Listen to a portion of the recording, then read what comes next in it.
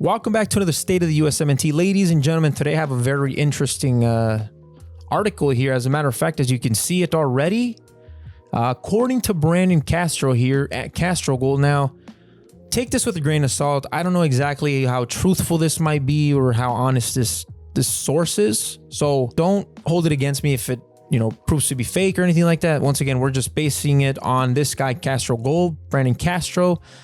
That goes by the Twitter handle Castro Gold. Now, I was going through Twitter. I said, hey, today's my day off. I'm chilling. I'm relaxing. I'm chillaxing, basically.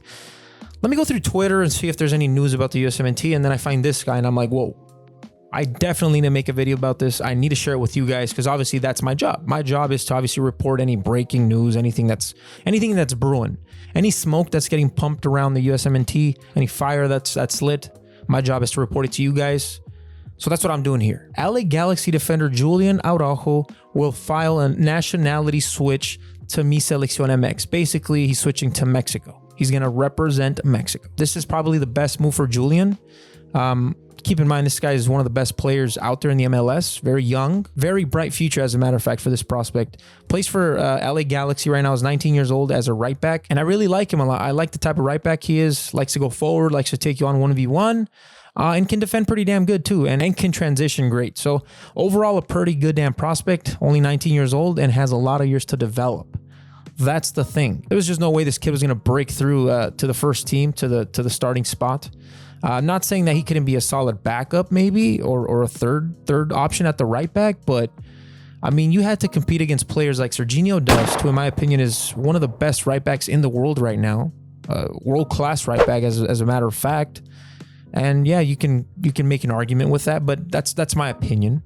You got players like Shaq Moore, who we really didn't know much. Well, at least me, as a matter of fact, I really didn't know much of him. I had heard of him, but then he kind of fell off a little bit for the USMNT, came back for Berhalter in the Gold Cup and was a revelation, this kid. Showed up to the Gold Cup, wasn't supposed to start, was supposed to be the backup to Reggie Cannon. Reggie Cannon got hurt, and this guy came in and never looked back. So basically a revelation.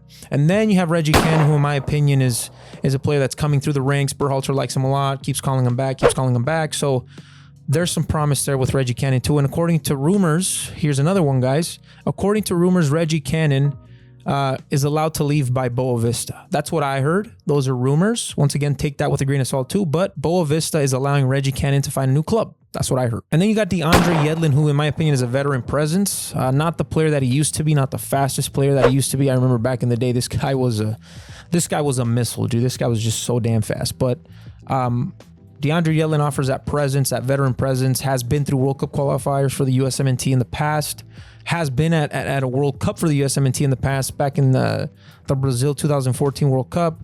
So we need that veteran presence, in my opinion, in the World Cup qualifiers and in the future for now. So those are the type of players that Julian was looking to compete against.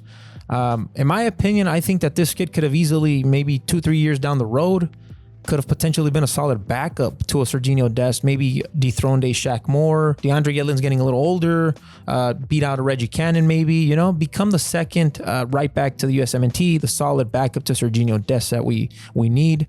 But he's opting out to switch to Mexico potentially.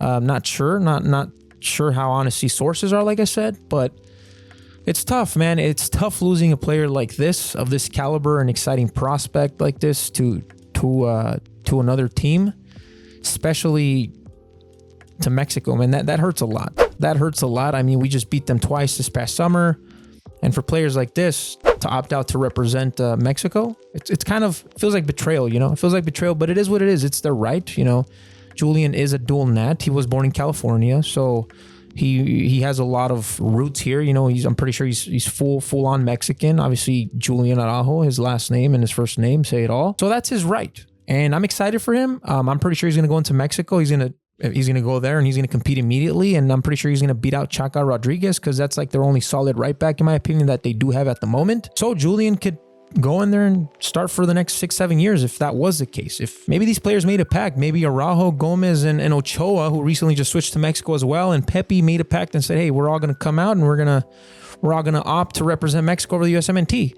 And if that happens, oh well, it is what it is. It's part of the territory. We have a lot of young talent coming through the ranks ourselves. a lot of players, a lot of dual nets that we are getting from Europe as well. There's a lot of room for competition in my opinion, but it just seems like these players would rather just not compete and take the easy way out. That's what I'm seeing here. Not compete and take the way out, take the easy way out and play somewhere else. And that's totally their right. It's up to them. You know, they are dual nats and they are allowed. It's their right to represent either the USMNT or Mexico. But yeah, this is what I'm hearing from Julian Araujo, according to reports here from @CastroGoal, Brandon Castro. And if this isn't true, I'm going to come back and I'm going to tweet at this guy and say, why are you selling wolf tickets here, man? But according to him, according to his sources that he's confirmed, Julian Araujo is making that switch to Mexico. And just one last thing to Ochoa here, David Ochoa and Julian Araujo. It's going to be fun when we play against you guys, because it's going to be fun when we beat your ass, you know, when the USMNT rolls in there and just beats you guys, you know. We're going to say, hey, you could have played for us. You could have played for the winning side. You chose to play for the losing side. So be it. So be it. You know, you're stuck losing. You're stuck being the sidekick to us. Sidekick to the USMNT, baby. USMNT's wearing the big boy pants. I've said it again, and I'll say it again. So yeah, those are the reports. Julian Araujo potentially making a move, going to Mexico instead of playing for the USMNT. David Ochoa, we already knew that. That was a gimme. And Ricardo Pepi, who, in my opinion, that's a hard loss for us, because he is a forward, and we do need forwards. And this kid is clicking at the right moment. Has 17 matches and 8 goals already this season. So goes to show that this kid has a lot of potential. And it's gonna suck if we do lose Ricardo Pepi to Mexico. But it is what it is. It comes with the territory, and I think we're ready to hold it down with the players we have in the player pool.